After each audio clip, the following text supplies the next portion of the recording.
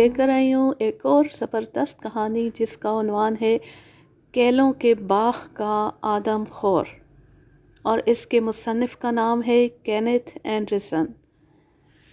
اگر آپ نے ابھی تک اس چینل کو سبسکرائب نہیں کیا ہوا تو اسے سبسکرائب کر لیں اور بیل آئیکن کو ضرور پریس کریں تاکہ آنے والی ہر نیو ویڈیو کی نوٹیفیکیشن آپ کو بر وقت ملتی رہے۔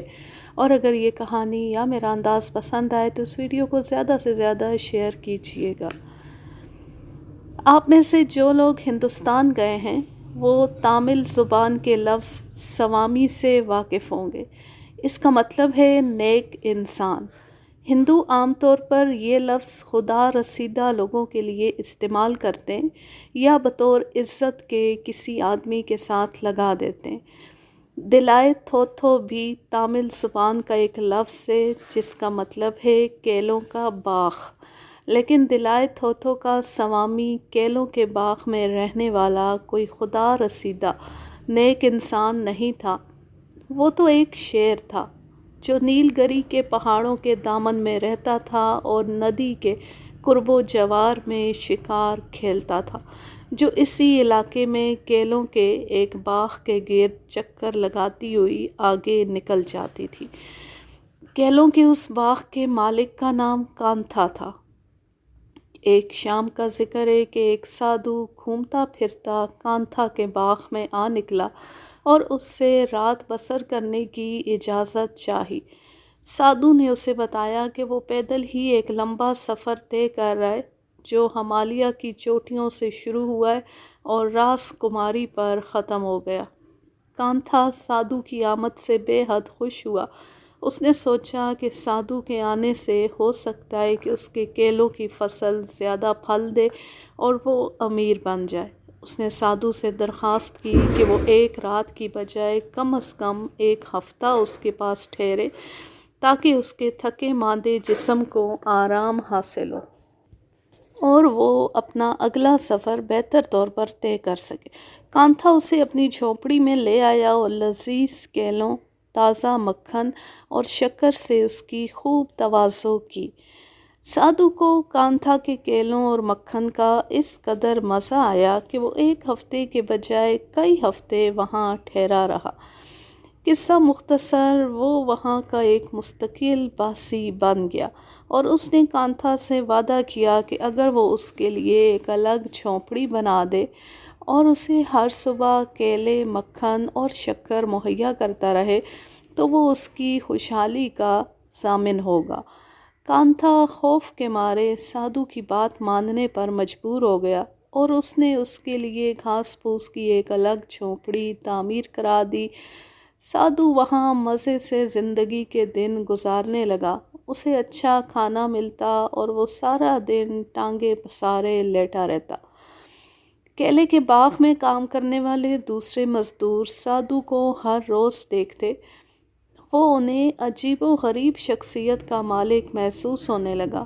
وہ دیکھتے کہ سادھو سر شام ہی اپنا کھانا پکانے اور اسے کھانے کے بعد جھونپڑی میں داخل ہو جاتا اور پھر ساری رات باہر نہ نکلتا۔ جھونپڑی کے اندر دیے کی لو رات گئے تک اور کبھی کبھی ساری رات ٹمٹماتی رہتی۔ مزدور حیران تھے کہ آخر دیا رات بھر کیوں جلتا رہتا ہے اور سادھو دیے کی روشنی میں کیا کرتا ہے۔ ایک رات ایک مزدور خاموشی سے جھونپڑی کے قریب گیا اور بانسوں کی درزوں میں سے اندر جھانکنے لگا۔ غور سے دیکھنے پر معلوم ہوا کہ سادھو اندر نہیں تھا۔ سادھو کے اس طرح اچانک جھونپڑی سے غائب ہونے پر اسے حیرت ہوئی۔ وہ معلوم کرنا چاہتا تھا کہ سادھو کب تک واپس آتا ہے۔ لہٰذا وہ جلدی سے قریب ہی کیلوں کے ایک جھنڈ میں چھپ کر بیٹھ گیا اور سادھو کا انتظار کرنے لگا۔ چند منٹ گزر گئے، پھر اسے سادھو کی جھونپڑی کے عقب والے جنگل میں سے شیر کی گرج سنائی دی۔ وہ مزدور دہشت کے عالم میں ایک دم اٹھا اور سر پر پاؤں رکھ کر اپنی جھونپڑی کی طرف بھاگا، لیکن تھوڑی دور چل کر شیر کو دیکھنے کے تجسس نے اسے پیچھے مڑ کر دیکھنے پر مجبور کر دیا۔ لیکن جو ہی وہ پیچھے مڑا، تو اس نے سادھو کو جنگل کی اسی سمت سے نکل کر جھونپڑی میں داخل ہوتے ہوئے دیکھا جدھر سے 1 منٹ پہلے اسے شیر کی گرج سنائی دی تھی۔ وہ جلدی سے دوسرے مزدوروں کے پاس بھاگ گیا اور انہیں سارا واقعہ سنایا۔ وہ سب حیران ہو کر سوچنے لگے کہ سادھو کس قسم کا انسان تھا جو رات کے وقت شیروں کے درمیان گھومتا تھا۔ اس کے بعد مزدوروں کو اکثر رات کے وقت سادھو کی جھونپڑی کے گرد و پیش میں شیر کے گرجنے کی آواز سنائی دی۔ آواز سے وہ نر شیر لگتا تھا۔ آس پاس کے جنگل میں کئی اور شیر بھی تھے اور رات کو ان کی آوازیں بھی سنائی دیتی تھیں، لیکن وہ عموماً خاصے فاصلے پر ہوتی تھیں۔ لیکن یہ شیر صاف طور پر اسی علاقے کا باسی معلوم ہوتا تھا اور اس نے جنگل کے اس علاقے میں رہائش اختیار کر لی تھی جو کیلوں کے باغ سے ملحق تھا۔ وہ لوگ صبح کے وقت اکثر اس کے پنجوں کے نشان دیکھتے۔ یہ نشان سڑک کے پاس، ندی کنارے اور حتیٰ کہ سادھو کی جھونپڑی کے قریب بھی دکھائی دیتے۔ شیر تقریباً ہر رات بولتا، خاص طور پر نائے چاند کی راتوں کو۔ لوگ رات کا اندھیرا پھیلنے کے بعد جھونپڑیوں سے باہر نکلنے سے ڈرتے تھے، لیکن شیر کے اس قدر قریب ہونے کے باوجود کسی نے اسے دن کے وقت کبھی نہیں دیکھا تھا۔ اس زمانے میں جنگل کلیوں سے بھرا ہوا تھا۔ بعض مزدور بانس کاٹتے، بعض جنگل میں سے پکا ہوا پھل جمع کرتے اور بعض سڑک کی مرمت کرتے۔ اس کے علاوہ قریبی قصبے کے امیر لوگوں نے اپنے مویشی بھی چرنے کے لیے وہاں بھیجے ہوئے تھے اور ان مویشیوں کے ساتھ ان کے ملازم بھی ہوتے تھے۔ ان لوگوں نے جنگل میں اپنی اپنی چراگاہیں خریدی ہوئی تھیں۔ انہوں نے رات کے وقت مویشیوں کے قیام کے لیے چراگاہوں میں باڑے بنائے ہوئے تھے۔ ان ملازموں کو دن کے وقت مویشی چرانے کے دوران اکثر شیر کے پنجوں کے نشانات دکھائی دیتے۔ وہ اس بات سے خوفزدہ بھی تھے کہ مستقبل قریب میں شیر ضرور ان کے مویشیوں پر حملہ کرے گا، لیکن یہ حملہ کبھی نہ ہوا۔ کم سے کم دن کے وقت جب کہ مویشی جنگل میں کھلے بندوں چرتے تھے اور حملے کا امکان بھی ہوتا تھا۔ لیکن عجیب بات یہ ہے کہ جب شیر نے مویشیوں پر حملہ کرنا شروع کیا تو اس نے اس کام کے لیے رات کے اندھیرے کو منتخب کیا، جبکہ مویشی بھی اپنے باڑے میں قدرے محفوظ ہوتے تھے۔ ان باڑوں کی دیواریں لکڑی کے تختوں سے بنائی گئی تھیں جنہیں زمین کے اندر گاڑ دیا گیا تھا۔ یہ دیواریں 5 فٹ بلند تھیں اور ان کے باہر چاروں طرف خاردار جھاڑیاں کاٹ کر بچھائی گئی تھیں۔ ان چراواہوں میں سے ایک کا نام بودیا تھا۔ ایک صبح اس نے دیکھا کہ اس کے باڑے میں سے ایک بھورے رنگ کی عمدہ گائے غائب تھی۔ باڑے کی لکڑی کی دیواریں بدستور کھڑی تھیں، لیکن ان کے آس پاس شیر کے پنجوں کے نشانات دکھائی دے رہے تھے۔ پنجوں کے نشانات سے صاف ظاہر ہوتا تھا کہ شیر پہلے باڑے کے چاروں طرف گھوما تھا اور پھر قدرے کم اونچی جگہ سے چھلانگ لگا کر اندر چلا آیا تھا اور گائے کو ہلاک کرنے کے بعد اسے منہ میں دبوچ کر واپس اسی راستے سے چھلانگ لگا کر نکل گیا تھا۔ اس حقیقت کے صاف ثبوت باڑے کے اندر اس جگہ مل گئے جہاں شیر نے گائے کو ہلاک کیا تھا۔ گائے کے تیز تیز کھروں سے زمین اکھڑی ہوئی تھی اور آس پاس خون کے دھبے نظر آ رہے تھے۔ اس کے علاوہ جب شیر گائے کو منہ میں دبوچ کر لکڑی کی دیوار کے اوپر سے پھلانگا تو اس خاص جگہ سے لکڑی کی دیوار کا بالائی حصہ قدرے ٹوٹ گیا تھا۔ دیوار سے باہر جہاں شیر اپنے شکار کو لے کر گرا تھا اس جگہ سے بھی مٹی اکھڑی ہوئی تھی۔ بودیا نے چشم زدن میں یہ خبر دوسرے گلہ بانوں تک پہنچا دی اور وہ افراتفری کے عالم میں جنگل سے لکڑی کاٹ کاٹ کر اپنے اپنے باڑے کی دیواریں مزید اونچی کرنے میں مصروف ہو گئے۔ اس کام میں انہیں 4 دن لگ گئے اور ان 4 دنوں میں شیر نے مزید 4 گائیں ہلاک کی بھینسوں کو وہ چھوتا تک نہیں تھا۔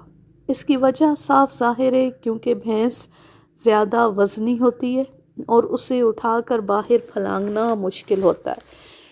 شیر کی ان سرگرمیوں سے مقامی لوگ گھبرا گئے، کیونکہ ان کے بڑے بوڑھوں کے وقت سے اب تک کسی شیر نے ان کے مویشیوں کو کبھی نقصان نہ پہنچایا تھا۔ کئی نسلوں سے جنگل میں رہنے کے سبب وہ شیر اور چیتے کی عادات سے بخوبی واقف تھے۔ کبھی کبھار سالہ سال کے بعد ادھر کوئی آدم خور شیر نکل آتا تھا، جس کے سبب وہ وقتی طور پر دہشت کا شکار ہو جاتے اور انہیں جانی طور پر نقصان بھی اٹھانا پڑتا۔ لیکن جب اس آدم خور کا دور حکومت ختم ہو جاتا تو وہ بدستور پرامن زندگی بسر کرنے لگتے۔ لیکن ایسے شیر ہمیشہ دن کے وقت آدمیوں اور ان کے مویشیوں پر حملہ کرتے تھے، جبکہ مویشی جنگل میں گھاس پھوس چرنے میں مشغول ہوتے اور آدمی ان کی نگرانی کر رہے ہوتے۔ البتہ یہ نیا شیر تو ان سے بالکل مختلف تھا اور ان کے مویشیوں پر رات کے وقت باڑوں کے اندر حملہ کرتا تھا۔ وہ ساری رات اس کی آواز سنتے اور صبح کے وقت اس کے پنجوں کے نشان بھی دیکھتے، لیکن کسی نے شیر کو بذات خود نہیں دیکھا، مگر اب 5 مویشیوں کے ہلاک ہونے اور اٹھائے جانے سے شیر کی موجودگی کا صاف پتہ چلتا تھا۔ لیکن وہ سوچتے کہ آخر شیر دن کے وقت حملہ کیوں نہیں کرتا، اور اس کے ساتھ ہی ان کے ذہن میں یہ خوفناک خیال آنے لگتا کہ اگر یہ شیر آدم خور بن گیا تو ان کی زندگیاں مسلسل عذاب میں گرفتار ہو جائیں گی۔ وہ جس انداز میں اپنے شکار پر حملہ کرتا اور اسے اٹھا کر لے جاتا، اس سے ثابت ہوتا تھا کہ وہ بڑا مکار اور بے خوف جانور تھا۔ اس دوران میں اندر ہی اندر کانا پھوسی ہوتی رہی۔ پھر آہستہ آہستہ یہ بات مشہور ہونے لگی کہ کہیں سادھو کا اس شیر سے کوئی یارانہ تو نہیں تھا، کہیں وہ شیر سے خفیہ طور پر مل کر اسے مویشیوں کو ہلاک کرنے کی ترغیب تو نہیں دیتا تھا۔ تھوڑے ہی عرصے میں ریاست میسور کی سرحد تک تقریباً 15 میل کے علاقے میں رہنے والے تمام دیہاتیوں نے اپنے اپنے باڑوں کی دیواریں 10 فٹ تک اونچی کر لیں، اور وہ اس انتظار میں رہنے لگے کہ دیکھیں کیا اب بھی شیر دیواروں کو پھلانگ کر شکار لے جاتا ہے یا نہیں۔ پھر ایک ایسا واقعہ رونما ہوا جس سے ان توہم پرست لوگوں کے دل و دماغ پر مزید گہرا خوف مسلط ہو گیا۔ اس زمانے میں ایک جنگلی ہاتھی ادھر آ نکلا اور اس نے کانتھا کے کیلے کے باغوں میں تباہی مچا دی۔ وہ بڑی دیدہ دلیری سے دن ہو یا رات باغات کے اندر آتا اور کیلے کے پودوں کو تباہ و برباد کر کے چلا جاتا۔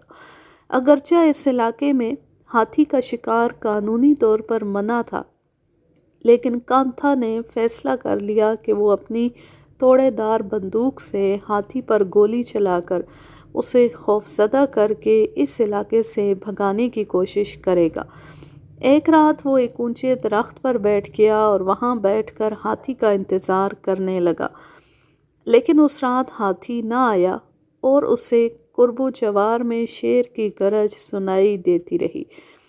چاند پوری طرح نکلا ہوا تھا اور اس کی چاندنی میں گرد و پیش کی چیزیں ایک حد تک دکھائی دے رہی تھی۔ اتنے میں شیر پھر گرجا، اب کہ اس کی آواز سادھو کی جھونپڑی کے قریب سے سنائی دے رہی تھی۔ پھر اسے چاندنی میں جنگل اور اپنے باغ کی سرحد پر کوئی چیز حرکت کرتی ہوئی دکھائی دی۔ اس نے آنکھوں پر زور دیا تو اسے جنگل کے اندر سے ایک جانور کا جسم نکلتا ہوا نظر آیا۔ کانتھا نے دوبارہ غور سے دیکھا، اب اسے کوئی شک و شبہ نہیں رہا تھا، اس کے سامنے کچھ فاصلے پر شیر کھڑا تھا، وہی شیر جس کی گرج اس نے ابھی ابھی سنی تھی اور جس نے سارے علاقے میں تباہی مچا رکھی تھی۔ یہ بھی اتفاق تھا کہ اس کے سوا اب تک کوئی اور شخص شیر کو دیکھنے میں کامیاب نہ ہوا تھا۔ اچانک کانتھا کے ذہن میں خیال آیا کہ اگر وہ شیر کو ہلاک کر دے تو سارے علاقے میں اس کی جواں مردی کا سکہ جم جائے گا۔ توڑے دار بندوق کے لیے وہ فاصلہ قدرے زیادہ تھا، لہٰذا وہ شیر کے مزید قریب آنے کا انتظار کرنے لگا۔ جب شیر نے اپنی جگہ سے حرکت نہ کی تو کانتھا نے بے صبری اور ہیجان کے عالم میں نشانہ لے کر گولی چلا دی۔ اس گولی کے بعد میں بڑے دور رس نتائج نکلے، لیکن اس سے کانتھا کی عزت میں اضافہ ہوا یا کمی، یہ ایک متنازع مسئلہ ہے جس پر یہاں بحث کی ضرورت نہیں۔ گولی چلنے کے ساتھ ہی شیر اپنی جگہ سے گرج کے ساتھ اچھلا اور ایک عجیب قسم کی دھاڑ کے ساتھ چھلانگیں لگاتا ہوا جنگل میں غائب ہو گیا۔ ادھر کانتھا بھی جلدی سے درخت سے اتر کر اپنی جھونپڑی میں چلا آیا اور اندر سے دروازہ مضبوطی سے بند کر لیا۔ وہ باقی ساری رات شیر کے متعلق سوچتا رہا کہ بھگوان جانے اسے گولی لگی بھی تھی یا نہیں، اور اگر لگی بھی تو کس حد تک کارگر ثابت ہوئی تھی۔ اگلے روز کانتھا کا 17 سالہ نوجوان لڑکا جب حسب معمول مکھن اور کیلے لے کر سادھو کی جھونپڑی میں گیا تو اسے معمول کے خلاف دروازہ اندر سے بند نظر آیا۔ اس نے سادھو کو آواز دی تو اندر سے جواب آیا، میں بیمار ہوں اس لیے کچھ نہیں کھاؤں گا۔ اچانک لڑکے کی نظر جھونپڑی کی دہلیز پر پڑی، جہاں خون کے کئی ایک قطرے گر کر زمین میں جذب ہو کر زرد ہو گئے تھے۔ دروازے پر خون کے نشان تھے۔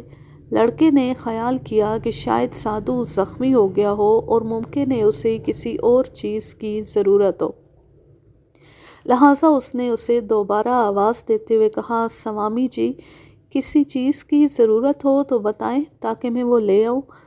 اس کے جواب میں سادھو نے اندر سے غصے سے کہا، میں نے تمہیں پہلے ہی کہہ دیا ہے کہ کسی چیز کی ضرورت نہیں، یہاں سے فوراً بھاگ جاؤ۔ لڑکے کو سادھو کے اس عجیب و غریب برتاؤ پر سخت حیرت ہوئی اور وہ عجب تذبذب کے عالم میں گرفتار اپنے باپ کے پاس آیا اور اسے پورا واقعہ سنا دیا۔ کانتھا نے رات کو شیر پر گولی چلانے کے واقعے کا اپنی بیوی کے سوا اور کسی سے ذکر نہیں کیا تھا، کیونکہ وہ جانتا تھا کہ شیر زخمی ہونے کے بعد زیادہ تباہی مچانا شروع کر دے گا اور لوگ کانتھا ہی کو اس تباہی کا مجرم گردانتے۔ لیکن اب اس کے بیٹے نے اسے جو واقعہ سنایا تھا، اس سے وہ تذبذب میں گرفتار ہو گیا تھا۔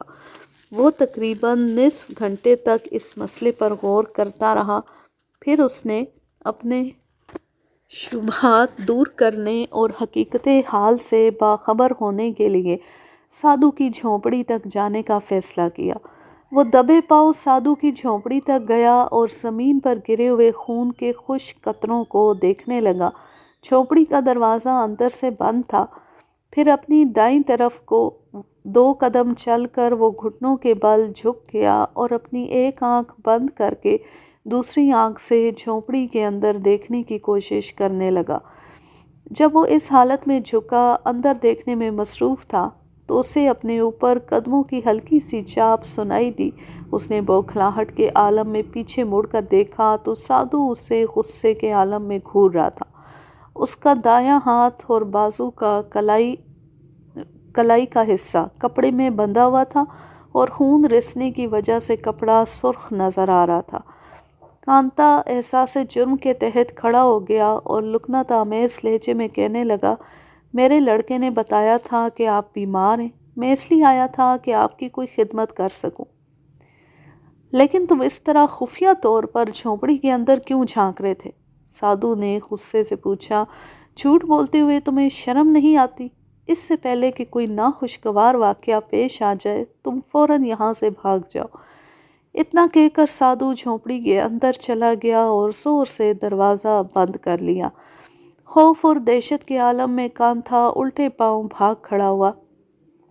وہ ڈر رہا تھا کہ کہیں سادھو کالے جادو کے اثر سے اسے تباہ و برباد نہ کر دے۔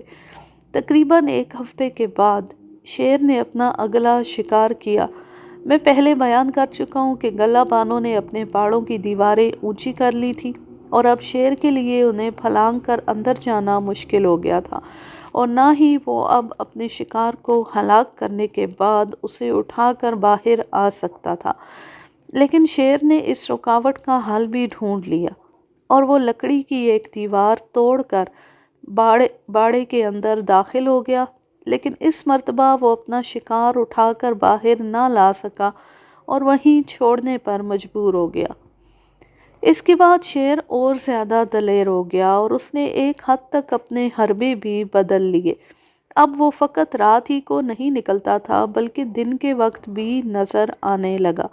وہ اس قدر نڈر ہو چکا تھا کہ دن کے وقت جنگل میں چرنے والے مویشیوں پر کھلم کھلا حملہ کرنے لگا تھا۔ ایک دن شیر ایک چرواہے کی موجودگی میں اس کی ایک بھینس پر حملہ آور ہوا اور اس کے اوپر سوار ہو گیا۔ شیر کو اپنے اوپر سے گرانے کی کوشش میں بھینس ادھر ادھر بھاگنے لگی اور دوسری بھینسیں اپنے ساتھی کو شیر سے بچانے کی غرض سے اس کے گرد جمع ہو گئیں۔ ادھر لڑکے نے آؤ دیکھا نہ تاؤ، وہ اپنی ڈانگ لے کر شیر کی طرف بھاگا اور اسے اس کے منہ پر زور سے دے مارا۔ شیر غصے سے غرایا اور وہ بھینس کو چھوڑ کر لڑکے پر حملہ آور ہو گیا۔ لڑکے کی خوش قسمتی تھی کہ اتنے میں بھینسوں کو مشترکہ طور پر شیر پر حملہ کرنے کے لیے وقت مل گیا۔ انہوں نے اپنے خوفناک سینگوں سے ایک دم شیر پر حملہ کر دیا۔ شیر نے ان سے مقابلہ کرنا مناسب خیال نہ کیا اور وہ جنگل کے اندر چلا گیا۔ بھینسوں نے اپنی جانب سے وقتی طور پر اپنے محافظ کو بچا لیا، لیکن افراتفری کے عالم میں کسی ایک بھینس کے سم لڑکے پر پڑ گئے تھے۔ سم یعنی پاؤں، اور وہ شیر کے دانتوں اور پنجوں کے زخمی ہونے کے علاوہ اس طرح مزید زخمی ہو گیا۔ لڑکا شدید طور پر زخمی ہوا تھا، وہ بالکل حرکت نہیں کر سکتا تھا، لہٰذا پورا دن پوری رات وہیں پڑا کراتا رہا۔ بھینسیں اس کے گرد و پیش حلقہ بنا کر کھڑی رہیں۔ شام کے وقت جب بھینسوں کا ریوڑ اور ان کا چرواہا گاؤں واپس نہ پہنچا تو گاؤں میں کھلبلی مچ گئی۔ رات تاریک ہونے کے سبب کوئی بھی ان کی تلاش کے لیے نہ نکلا۔ صبح کے وقت جب گاؤں والے انہیں ڈھونڈتے ہوئے جائے وقوع پر پہنچے تو لڑکا زخموں کی تاب نہ لا کر دم توڑ چکا تھا۔ اس کے بعد خاصے عرصے تک خاموشی طاری رہی۔ شیر کے شکار کی کہیں سے کوئی خبر نہ آئی۔ بعض لوگ سوچنے لگے کہ شاید شیر خود ہی کسی دوسرے علاقے میں چلا گیا ہے۔ پھر ایک صبح کو ایک دیہاتی نے اپنے قریب ہی جنگل میں ایک مور کو افراتفری کے عالم میں اپنے گھونسلے سے اڑ کر قریب ہی ایک دوسرے درخت پر بیٹھتے ہوئے دیکھا۔ وہ جلدی سے اس درخت کی طرف گیا جہاں سے مور اڑا تھا۔ پھر چند قدم آگے چل کر شیر سے اس کا سامنا ہو گیا۔ وہ گھاس کے ایک تختے پر کھڑا اس دیہاتی کو گھور رہا تھا۔ دیہاتی کو غیر متوقع طور پر اپنے سامنے دیکھ کر شیر غصے سے بھر گیا۔ اس نے آدمی پر حملہ کیا اور اسے وہیں ہلاک کر دیا۔ پھر شاید تجسس کے تحت یا بھوک کے سبب شیر نے اس کے سینے اور ران کا کچھ حصہ کھایا۔ انسان کے گوشت کا اسے اس قدر مزہ آیا کہ اس واقعے کے بعد وہ آدم خور بن گیا۔ شیر کے آدم خور بننے کے ساتھ ہی لوگوں میں خوف و دہشت کی لہر تیز ہو گئی۔ لوگ آپس میں چیمے گوئیاں کرنے لگے اور آہستہ آہستہ یہ بات پھیل گئی کہ کیلوں کے باغ میں رہنے والے سادھو اور آدم خور شیر کے آپس میں قریبی تعلقات تھے اور شیر نے سادھو کے حکم پر عمل کرتے ہوئے دیہاتی کو ہلاک کیا تھا۔ بعض لوگوں کا خیال تھا کہ سادھو کے شیر سے قریبی تعلقات نہیں تھے بلکہ سادھو خود ہی جادو کے زور سے شیر کا روپ دھار لیتا ہے۔ لوگوں کو جو عجیب و غریب واقعات پیش آ رہے تھے ان کے پیش نظر لوگوں کا سادھو کے متعلق اس طرح سوچنا فطری عمل تھا۔ مثلاً اس کی آمد کے ساتھ ہی اس علاقے میں شیر کا آ جانا، کانتھا کا شیر کو زخمی کرنا اور سادھو کی جھونپڑی کے باہر خون کے قطروں کا نظر آنا، سادھو کا زخمی ہونا اور اس کے بازو سے خون کا نکلنا، سادھو کی جھونپڑی کے آس پاس شیر کے پنجوں کے نشانات کا پایا جانا، شیر کا عجیب و غریب طریقے سے مویشیوں کو باڑے میں سے اٹھا لے جانا اور اب ایک دیہاتی کو ہلاک کرنا۔ یہ سب ایسی باتیں تھیں جنہوں نے سادھو کی شخصیت کو مقامی باشندوں کے لیے بڑا پراسرار اور مشتبہ بنا دیا تھا۔ اتفاق کی بات یہ تھی کہ جس دیہاتی کو شیر نے ہلاک کیا تھا وہ وہی آدمی تھا جس نے سب سے پہلے یہ کہنا شروع کیا تھا کہ سادھو ہی شیر کا روپ دھار لیتا تھا۔ اب لوگوں کو یقین ہو گیا کہ سادھو نے یقینی طور پر اس سے انتقام لیا تھا۔ آخر ایک دن مقامی لوگوں نے کانتھا کی سربراہی میں اپنا ایک وفد سادھو کے پاس بھیجا۔ وفد کے اراکین سادھو کے قدموں میں بیٹھ گئے اور اس سے معافی مانگنے لگے اور کہنے لگے کہ وہ شیر سے کہے کہ ہمارے حال پر رحم کرے، اور اگر وہ خود ہی شیر کا روپ دھار لیتا تھا تو آئندہ اس حرکت سے باز آئے، اور اگر وہ انسانوں کا شکار کیے بغیر نہیں رہ سکتا تو وہ وہاں سے 4 میل پر باواک اور کرومبا قبائل کے علاقے میں چلا جائے۔ وہ ویشی لوگ تھے اور ان کے نزدیک انسانی جانوں کی کوئی قدر و قیمت نہیں تھی۔ سادھو خاموش بیٹھا ان کی باتیں سنتا رہا۔ کچھ دیر سوچنے کے بعد اس نے کہا کہ اگر وہ لوگ اسے ہر ماہ مقررہ مقدار میں چاول، گھی، سبزیاں، کیلے، مکھن، چینی وغیرہ کے علاوہ 100 روپیہ ماہوار دینے پر تیار ہو جائیں تو اس صورت میں وہ ان کی درخواست پر ہمدردانہ غور کرے گا۔ وفد نے یہ شرائط مان لی۔ اس وفد کے اراکین کو یقین ہو گیا کہ یہ سب کیا دھرا سادھو ہی کا تھا اور وہی شیر کا روپ دھار لیتا تھا۔ لیکن اب یہ مسئلہ درپیش تھا کہ وہ گھی، چاول، سبزیوں وغیرہ کے علاوہ 100 روپیہ کہاں سے جمع کرتے۔ وہ تھوڑی دیر آپس میں اصلاح و مشورے کرتے رہے اور پھر سادھو کو علاقے کی اقتصادی حالت سے آگاہ کرتے ہوئے اس سے درخواست کی کہ وہ 50 روپے پر رضامند ہو جائے، لیکن سادھو اپنی بات پر اڑا رہا۔ وفد چپ چاپ اٹھ کر چلا آیا کیونکہ ہر ماہ 100 روپیہ ادا کرنا ان کے بس سے باہر تھا۔ 4 روز بعد شیر نے ایک اور مقامی باشندے کو ہلاک کر دیا۔ شیر نے اسے دوپہر کے وقت اس کی جھونپڑی سے تقریباً 1 فرلانگ کے فاصلے پر ہلاک کیا تھا، اور مزے کی بات یہ تھی کہ وہ آدمی اس وفد میں شامل تھا جو سادھو کو ملنے گیا تھا۔ مجھے اعتراف ہے کہ اس کہانی کی تمہید ضرورت سے زیادہ طویل ہو گئی ہے، لیکن میں آپ کو ہندوستان کے جنگلات میں رہنے والے سادہ لو توہم پرست لوگوں سے بخوبی واقف کرانا چاہتا تھا، اور ایسا کرنے کے لیے میرے خیال میں آپ کو پوری کہانی سنانا ضروری تھا۔ یہ تمام واقعات مجھے کیلوں کے باغات سے تقریباً 1 میل دور ندی کے کنارے رات کو روشن الاؤ کے پاس بتائے گئے تھے۔ یہ تمام واقعات مجھ تک پہنچانے والے کا نام بورا تھا۔ چند سال پہلے جب میں اس علاقے میں شکار کے لیے آیا تو اس نے میری ملازمت اختیار کر کے میری رہنمائی کی تھی۔ دیہاتی لوگ اور پھر خصوصاً جنگلوں کے گرد و نواح میں رہنے والے دیہاتی اجنبیوں سے کتراتے ہیں، اور ان کا شرمیلا پن دور کرنے کے لیے خاصی مہارت کی ضرورت ہے۔ اگر آپ چاہتے ہیں کہ وہ آپ سے کھل کر باتیں کریں تو آپ ان سے مکمل طور پر بے تکلف ہو جائیں اور انہیں یہ تاثر دیں کہ آپ بھی ان کے بھائی ہیں۔ اس طرح وہ آپ سے کھل جائیں گے اور وہ جنگل کے متعلق، اپنے دوسرے لوگوں کے متعلق، ان کی عادات اور ان کے توہمات کے متعلق بہت کچھ بتائیں گے۔ بورا نے مجھے آدم خور شیر اور سادھو کی عجیب و غریب کہانی جنگل میں رات کے وقت آم کے ایک درخت کے نیچے سنائی تھی۔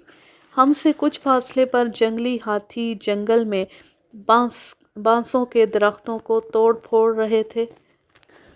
اس کے علاوہ اس علاقے میں آدم خور شیر بھی موجود تھا۔ اسی باعث ہم نے آگ جلا رکھی تھی اور الاؤ کے گرد بیٹھے آپس میں باتیں کر رہے تھے۔ آگ کے باوجود ہمیں سردی محسوس ہو رہی تھی۔ بورا تھوڑے تھوڑے وقفے بعد الاؤ میں چھوٹی چھوٹی لکڑیاں پھینکتا جاتا تھا۔ اوتا کمانڈ میں مقیم میرے ایک گہرے دوست مارٹن سیتسل نے مجھے آدم خور کے متعلق لکھا تھا اور اوتا کمنڈ آنے کی دعوت دی تھی۔ اس نے تجویز کیا تھا کہ میں ایک دن اس کے پاس ٹھہروں اور دوسرے دن وہاں سے 12 میل دور کیلے کے باغات میں جاؤں، جس کے گرد و نواح کے علاقے میں آدم خور نے خوف و ہراس پیدا کر رکھا تھا۔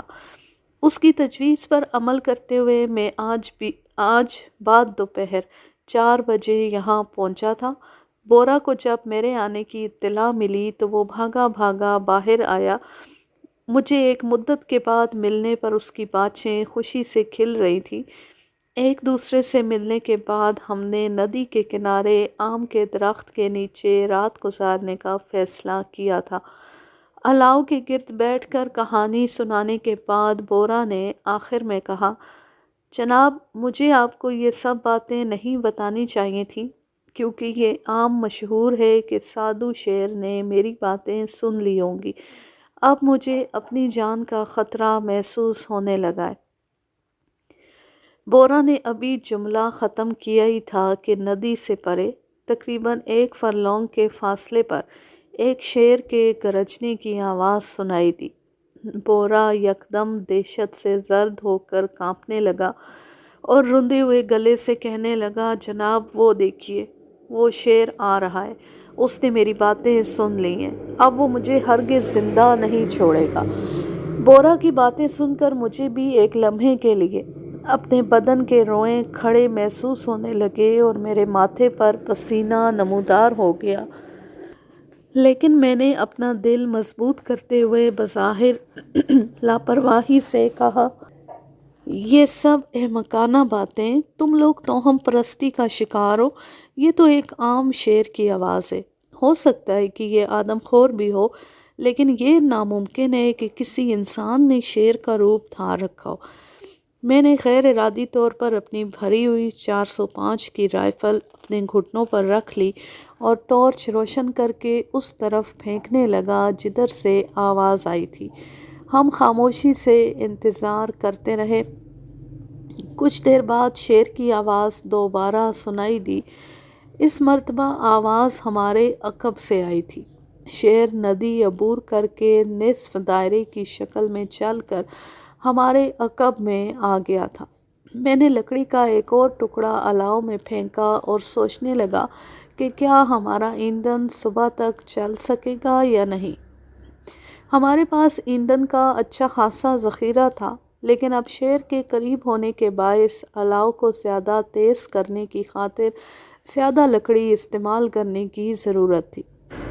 شیر کی دوسری آواز کے بعد خاموشی طاری ہو گئی، عجیب و غریب، دہشت ناک خاموشی۔ ہماری خواہش تھی کہ شیر دوبارہ گرجے۔ تیسری مرتبہ شیر کے بولنے سے ہمیں اس کے محل وقوع کا ایک حد تک اندازہ ہو جاتا۔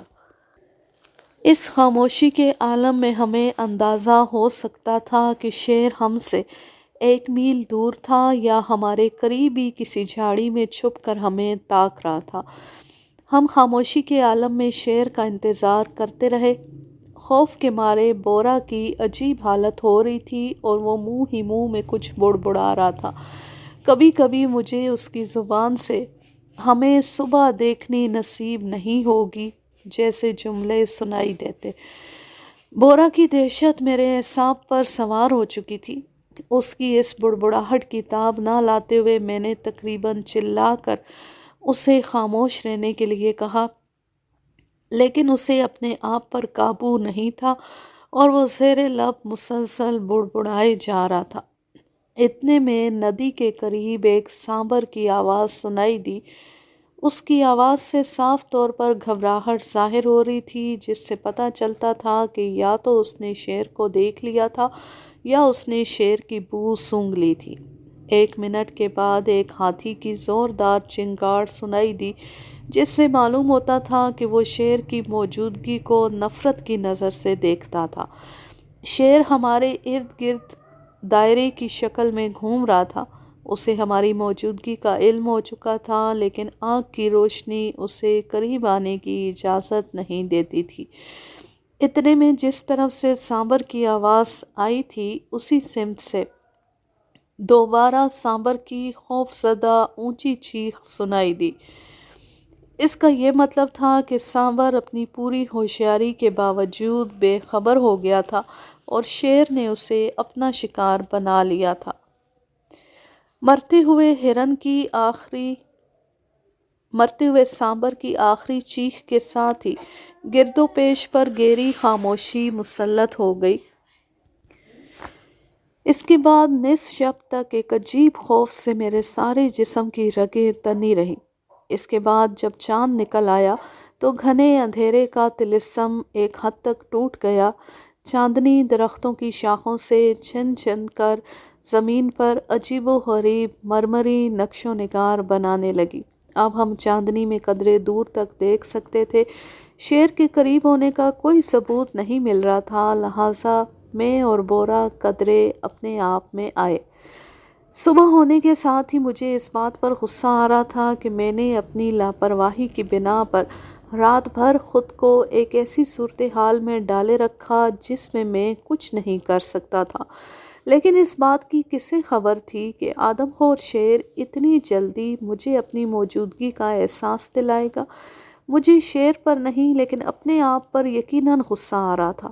اس کے ساتھ ہی دل میں اس سادھو کو کوس رہا تھا جس نے سادہ لو دیہاتیوں کو اس قدر خوفزدہ کر رکھا تھا، لہٰذا میں نے اس سے جلد از جلد ملنے کا فیصلہ کر لیا۔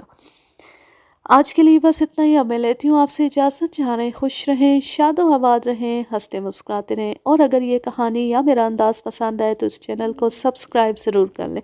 اللہ حافظ، اللہ نگہبان۔